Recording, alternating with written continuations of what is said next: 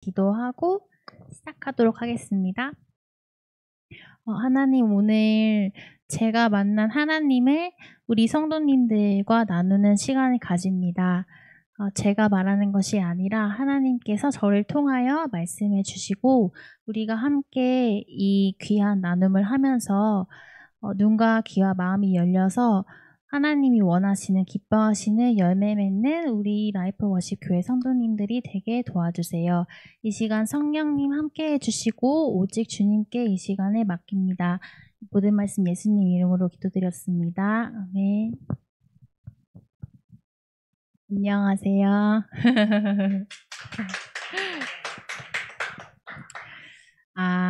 제가 라이프 워십 교회에 온 지 한 2달, 3달 가까이 되어가는 것 같아요, 벌써. 저에게 어떠한 변화가 있었는지 좀 나누고 싶어서 오늘 이 자리에 서게 됐습니다. 제가 출산을 작년 12월에 했어요. 그래서 지금 아기가 8개월 지나서 9개월이 다 돼가는데 출산하고 한 3, 4개월 지난 다음에 이제 산후 우울증이 시작이 됐어요. 근데 이게 호르몬 변화가 좀 심하다 보니까 그 전에도 우울증을 겪은 적이 있었지만 좀 너무 심하게 온다는 거를 느꼈거든요. 이제 아기를 키우다 보면 밖에 못 나가고 계속 집 안에서 아기랑만 있으니까 그 저의 세상을 계속 갇히게 되는 거예요. 제 생각 안에. 그런데다가 제가 임신했을 때 이제 아기를 낳아서 육아를 준비해야 되는 기간에 그걸 하기보다는 막 돈을 벌고 싶어서 사업을 막 무리하게 추진을 하고 그랬었어요. 근데 아기를 막상 낳고 보니까 아기를 키우는 거 외에는 저는 할 수 있는 게 없는 거예요. 아기 키우는 것만으로도 너무 벅찬 거예요. 근데 사업을 다 벌려놨잖아요. 그래서 막 돈이 계속 나가고 유지비가 막 계속 나가고 하니까 아이는 키워야 되는데 돈도 많이 나가고 저는 또 호르몬이 변화가 돼서 너무 우울하고 모든 것들이 다 무너지기 시작하는 거예요. 정말 좀 세상이 무너지는 것 같았어요. 처음에는 하나님을 찾았었어요. 왜냐면 저는 이제 모태신앙이니까 처음에는 하나님을 찾고 하나님이 나를 고쳐주실 거야 이렇게 생각을 하다가 이게 우울이 점점 심해지니까 그것도 생각이 안 나는 거예요. 하나님도 생각이 안 나고 점점 더 저의 제 마음 안에 감옥을 만들어서 거기에 갇힌 것처럼 그렇게 생각하게 됐어요. 나는 이제 쓸모없는 인간 같고 아무것도 못할 것 같고 밖에 나가는 것도 너무 무섭고 앞으로 어떻게 살아야 될지도 모르겠고 정말 삶의 의미를 완전히 잃어버린 거예요. 아이가 있는데도 아이를 키울 힘도 안 나고 어느 순간부터는 아기를 봐도 기쁘지가 않았어요. 그때부터 심각하다는 걸 느꼈어요. 문제가 좀 많이 심하구나 내가. 왜냐면 아이를 보면 기뻐야 되는데 부담스러운 거예요. 이제 얘가 불쌍하고 저도 불쌍하고 남편도 불쌍하고 그냥 슬프게만 느껴지는 거예요. 모든 상황이. 그래서 너무 우리 희주가 듣고 있어서 미안하지만 죽고 싶다라는 마음보다는 살고 싶지 않다라는 마음이 있었어요. 이렇게 살고 싶지 않다. 그 마음이 너무 커서 다음날 눈을 안 떴으면 좋겠다라고 정말 오랫동안 생각했던 것 같아요. 한 2달 정도? 4월부터 힘들었는데 교회에 나오기 전까지 그 생각이 점점 자라나서 저를 지배해버렸어요. 그래서 저는 이제 삶의 의미가 없으니까 씻지도 않고 먹지도 않고 아기 겨우 분유 먹여주는 정도로 하루하루를 버티기 시작했어요. 근데 너무 못 살겠는 거예요. 그렇게 사람이 어떻게 그렇게 살 수가 있겠어요. 어디 도움을 받고 싶은데 제가 이제 도움을 구할 곳은 어쨌든 하나님밖에는 또 없잖아요. 그래서 막 교회를 찾기 시작했어요. 교회를 막 찾다가 저희 이제 사무실이 근처에 있으니까 사무실 근처에 교회를 찾다가 라이프 워십 교회에서 숨 세미나를 한다는 걸 보고 여기를 이제 6월 초에 찾아온 거예요. 그 2시 예배 때 제가 왔었잖아요. 신랑이랑 애기랑. 그때 처음 오고 너무 또 그때도 다음에도 또 오고 싶고 눈물도 너무 많이 나고 뭔가 이제 해결이 될 것 같은데 또 이 악한 영의 방해가 너무 심하니까 또 교회에 못 나가게 하는 거예요. 또 우울해지고 말씀도 못 보게 하고 이게 우울하면 그 글을 읽는 것도 너무 힘들고 말을 하는 것도 너무 어려워지거든요. 내가 머리가 모자라지는 것처럼. 그래서 글자 하나를 읽는 것도 너무 어려운 거예요. 문장 하나를 읽는 것도 안 되고 그러니까 말씀을 볼 수가 없잖아요. 기도도 안 되고 그러다 보니까 계속 점점 더 어둠으로 빨려 들어가는 거예요. 그때는 몰랐어요. 이게 이제 악한 영이 저를 이렇게 방해하고 있다는 거를. 그러다가 이제 안 되겠다 싶어서 교회에서 저를 이제 구해주시려고 도움의 손길을 적극적으로 내밀어 주셨어요. 그래가지고 이제 그때부터 제가 회복이 시작이 되는데 사실 그 전에 조금 어려운 이야기를 드리자면 너무 제가 그 우울의 끝까지 가서 그 정신과에 가서 약을 타왔었거든요. 상담을 받고. 근데 일주일치를 타왔는데 그 전날에 처음으로 한 번 먹고 그 다음날 아침에 정말 뭔가에 홀린 것처럼 그 아침에 희주가 아침잠 들고 난 다음에 일주일치 약을 다 뜯어가지고 입에 다 털어놓고 제가 의식을 잃은 거예요. 근데 그때는 죽고 싶은 마음이 아니라 여기서 해방되고 싶다. 그러니까 정말 어떻게 보면은 누가 날 좀 구해주세요. 이런 마음으로 그렇게 약을 먹었던 것 같아요. SOS 이제 그런 표현이었던 거죠.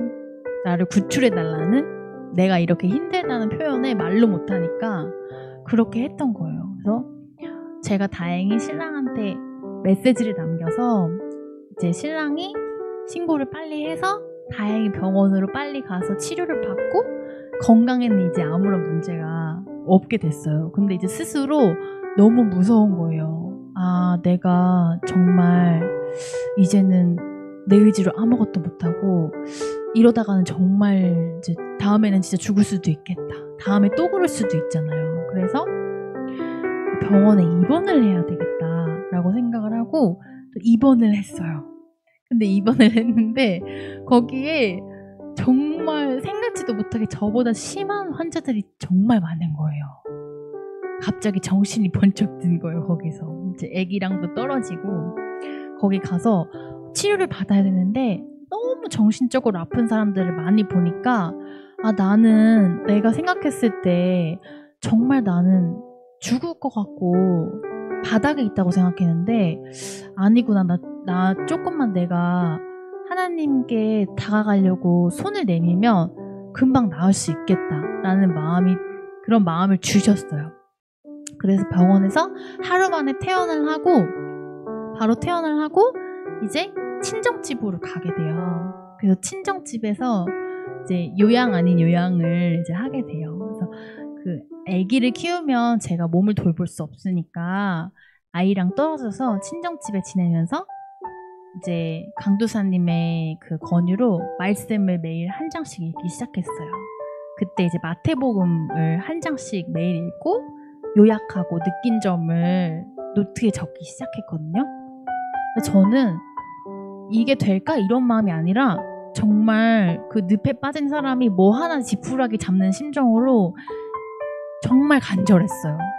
내가 살 수 있는 방법이 이것밖에 없구나. 이제 말씀을 붙잡아야겠다. 제발 저를 좀 고쳐주세요.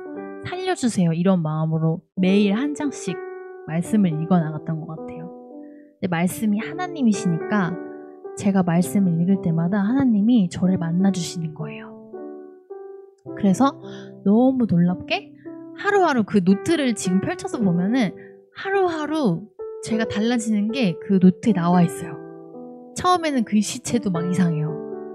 몇 자 적지도 못해요. 근데 하루, 이틀, 3일 막 지나가면서 제가 변해가는 게 거기에 다 나와 있는 거예요. 저를 정말로 그 말씀을 통해서 만나주신 거예요. 그 전까지는 저는 알고만 있었던 것 같아요. 하나님은 좋은 분이시고 나를 구원해 주시는 분 너무 많이 들어서 다 알고 있었는데 정말로 그 말씀을 통해서 정말 하나님을 진실로 만나게 됐어요. 그래서 정말 하나님이 이제 나의 주인이십니다 라고 고백을 하게 된 제 생애 처음이었던 것 같아요. 그 전까지는 제가 주인이었기 때문에 너무 힘들었어요. 너무 힘들게 살아왔던 거예요. 제가 주인이니까 제가 모든 걸 책임져야 하잖아요.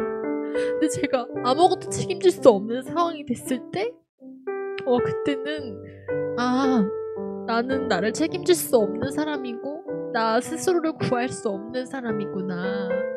나는 하나님께 붙들려 살아야 되는구나. 하나님이 나를 구해주셔야 되는구나. 그거를 이제 그 절벽 끝에 가서야 깨닫게 된 거죠. 그래서 제가 마태복음을 읽으면서 제일 너무너무 마음에 와닿았던 말씀을 나누고 싶은데요. 마태복음 9장에 보면 12절에 예수님께서 많은 병자들을 고치셨잖아요. 오셨을 때. 그러면서 건강한 자에게는 의사가 쓸데없고 병든 자에게라야 쓸데가 있느니라. 그러면서 나는 의인을 부르러 온 것이 아니고 죄인을 부르러 왔다고 하시는 거예요. 근데 하나님이 이 세상을 창조하시고 만왕의 왕이신데 막 거룩하고 잘나고 그런 사람들을 데리고서 뭔가 일을 하려고 왔을 것 같은데 제일 못나고 약하고 죄 지은 사람들을 부르러 왔다고 하시는 그 말씀이 나를 부르러 오신 거구나.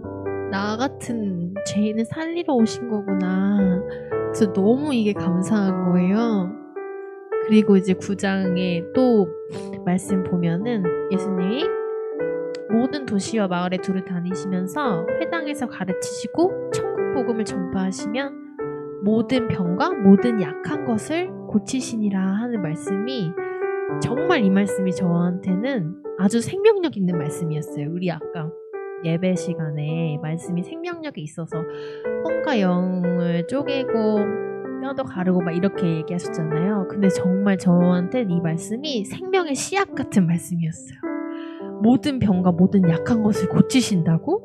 그러면 나도 나아질 수 있겠구나. 그 믿음으로 시작해서 정말 여기까지 오게 된 거예요.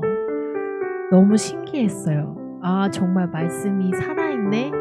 그리고 내 안에 들어오면은 이 말씀이 나를 바꾸는구나. 다른 사람으로, 새 사람으로 변화시키는구나. 새 사람이 되는구나. 요즘에 이런 말이 유행해서 이게 되네? 진짜 좀 그런 느낌이었어요. 그리고 그 말씀 뒤에 보면 예수님이 무리를 보시고 불쌍히 여기시니 이는 그들이 목자 없는 양과 같이 고생하며 기진함이라 이런 말씀이 나오는데요. 예수님이 나를 보실 때 목자 없는 양을 보는 것 같이 너무 안타까우셨겠다. 양들, 우리가 강아지를 키워도 사람들이 강아지를 키우다 버려서 너무 불쌍하게 생각하잖아요. 밥도 줘야 되고 산책도 시켜줘야 되고 보살핌이 필요한 존재잖아요.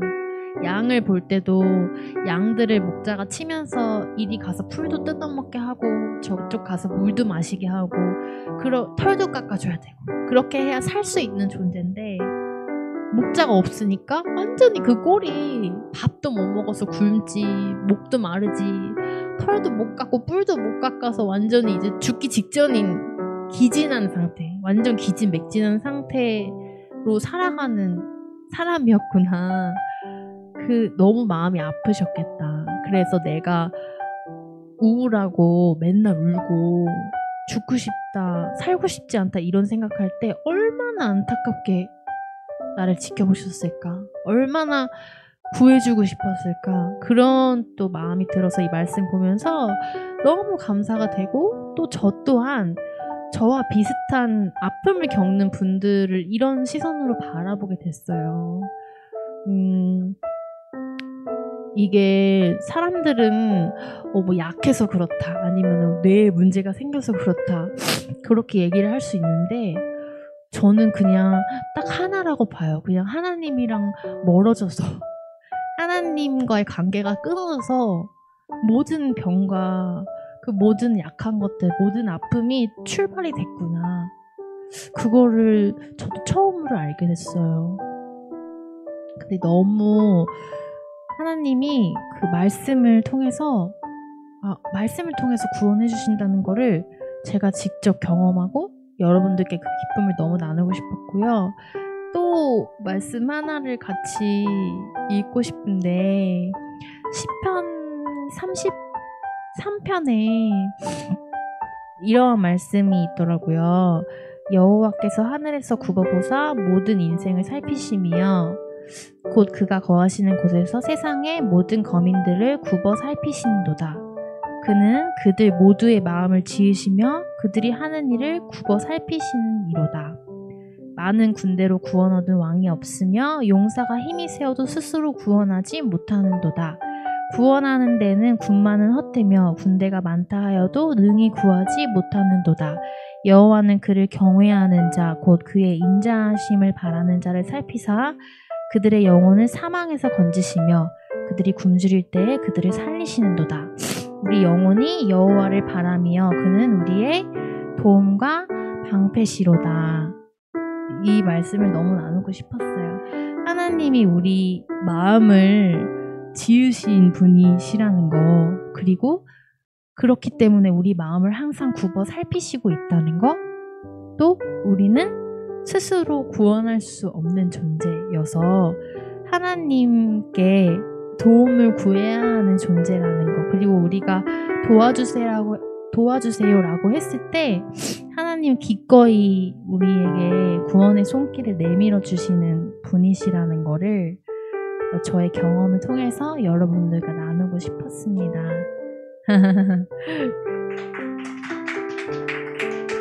감사합니다.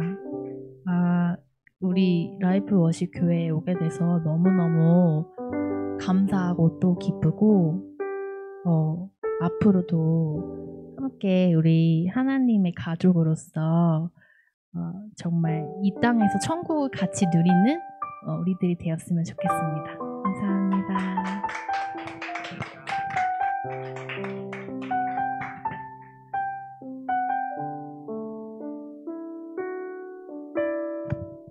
네, 어려운 간증 함께 나누셔서 감사합니다. 하나님의 말씀은 살아계십니다. 네, 하나님의 말씀은 일하시고 우리를 회복케 하시며 우리를 온전케 하시는 것은 오직 하나님의 말씀이죠. 그렇죠? 우리 마태복음을 통해서 우리 많은 성도님들이 사실 은혜를 굉장히 많이 받고 나누고 있어요. 정말 저도 이 마태복음을 읽는 거를 같이 하면서 정말 이 말씀이 일하시는 것을 경험하고 말씀이 일하는 걸 바라보면서 그 놀라운 일들을 매일 바라보고 또 이 하나님의 이 놀라운 역사를 경험하니까 너무나도 은혜롭고 너무나도 감사할 뿐입니다. 그런데 우리가 보면 이 말씀을 나도 읽었는데 나는 은혜가 안 돼요, 난 잘 모르겠어요, 이런 분들도 사실은 신앙생활 하시다 보면 많이 만나기도 해요. 왜 그럴까요? 무슨 차이가 있을까요? 우리 다주 성도님이 정말 이거밖에 없는 동아줄과 같은 절실한 마음, 이것이 바로 가난한 심령입니다. 우리가 하나님밖에 의지할 데가 없다라는 이 가난한 심령으로 우리가 주님을 만나러 나아갈 때 하나님은 우리를 만나주시고 그 우리의 질문에 응답하여 주시고 또 말씀으로 우리에게 역사하여 주시는 것을 우리가 경험할 수가 있어요. 다주성도님이 정말 하나님을 가난한 심령으로 붙들고 나아갔기에 하나님이 그 기도에 응답하시는 줄 믿습니다. 우리 정말 목자와 같은 예수님, 그죠? 우리를 붙잡아 주시고 우리를 이끌어 주시고 보호해 주시고 돌봐 주시는 예수님. 우리가 인생을 우리가 혼자 힘으로 살려고 그러면 너무 힘듭니다. 아무리 내가 강하고 가진 게 많고 지식이 많고 능력이 좋고 실력이 좋아도 우리는 어느 순간 우리의 한계를 만나게 되거든요. 우리 힘으로 할 수 없는 그 순간들이 찾아오게 됩니다. 인간은 누구나 죽음을 거스를 수 없는, 우리의 약함을 거스를 수 없는 그런 존재들이기 때문이죠. 우리가 예수님을 안다라는 것은 우리가 단순히 나의 지금 문제를 해결하는 것보다 더 중요한 우리의 영원한 문제를 해결하는 거예요. 그리고 그 곳에 예수님이 목자 되셔서 우리를 이끌어 주시고 보호해 주시고 붙잡아 주시기 때문에 이 다주 성도님의 이 경험이 사실은 우리 모든 성도님들의 경험이 되어지기 원합니다. 우리 성도님들, 우리 교회가 정말 너무 저는 감사해요. 이렇게 하나님의 간증이 끊임없이 이어지고, 그리고 다주 성도님에게 이 교회가 선물같이처럼 찾아가실 수도 있지만 또 이 교회에 우리 다주 성도님의 가정이 선물처럼 찾아와서 너무나도 이쁜 또 희주가 우리 교회에 찾아오고, 우리 서로에게 선물과 같은 존재, 하나님이 허락하시는 그런 선물과 같은 존재, 너무 귀한 존재들로 같이 이렇게 살아갈 수 있다는 게 참 너무 감사하고 은혜됩니다.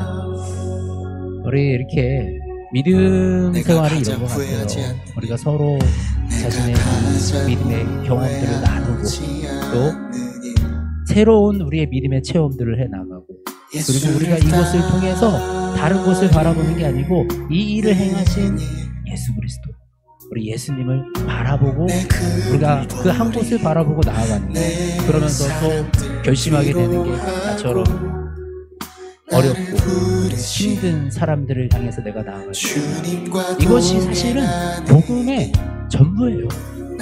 예수님이 우리에게 명령하신 전부고 예수님이 우리에게 가르쳐 주신 거예요. 성령님이 우리와 함께 하시며 우리에게 역사하시고 우리의 질병을 고치시고 우리의 문제를 해결하시고, 그리고 너희는 땅끝까지 나아가 이 복음을 너희가 받은 이 은혜를 나누어. 이것이 예수님의 가르침이거든요. 우리가 이 예수님의 가르침을 땅끝까지 살아가며 나아가는 그런 우리 모두가 되었으면 좋겠습니다. 기도합시다. 하나님 감사합니다. 하나님께서 아름다운 만남을 허락하시고 이 만남을 통해서 하나님의 살아계심을 배워납니다. 언제나 우리를 너무나도 사랑하시고 우리를 너무나도 안타까운 마음으로 돌보시고 또 하나님의 긍휼하시고 하나님의 그 마음을 아버지로 느낍니다. 하나님, 우리가 하나님을 닮아가는 사람들로 살아가게 하여 주시옵소서. 하나님, 하나님이 주신 소명을 우리가 붙들고 살아가는 사람들이 되게 하여 주시옵소서. 하나님, 우리가 이 하나님께 받은 은혜가 너무나도 크고 놀라우니 하나님, 우리가 받은 이 은혜를 나누며 살아가게 하여 주시옵소서. 하나님, 우리가 하나님의 나라와 하나님의 뜻을 위하여 살아가기 원합니다. 하나님의 나라가 선포되어지기 원합니다. 하나님, 이곳에 하나님의 나라를 선포하시고 하나님의 나라를 이루어 주시옵소서. 하나님의 나라가 이루어지는 그 땅에 아버지 우리가 거하게 하시며 그곳에 하나님의 뜻을 향하여 힘차게 달려나가는 주의 자녀들, 주의 백성들 되게 하여 주시옵소서. 그 백성들이 나아가는 발걸음마다, 그 백성들이 살아가는 모든 삶 속에 하나님 길을 여시고 문을 열어주시어서 아버지 모든 인생 가운데 하나님의 살아계심을 선포하고 증언하게 하시며 아버지 그 증언으로 말미암아 우리의 삶으로 말미암아 내 안에 계시는 예수 그리스도의 그 빛으로 말미암아 땅 끝까지 복음이 전파되는 놀라운 역사를 경험하게 하여 주시옵소서. 감사합니다. 하나님, 우리와 함께 하시며 우리에게 모든 은혜를 베푸시는 우리 주 예수 그리스도의 이름으로 기도드립니다.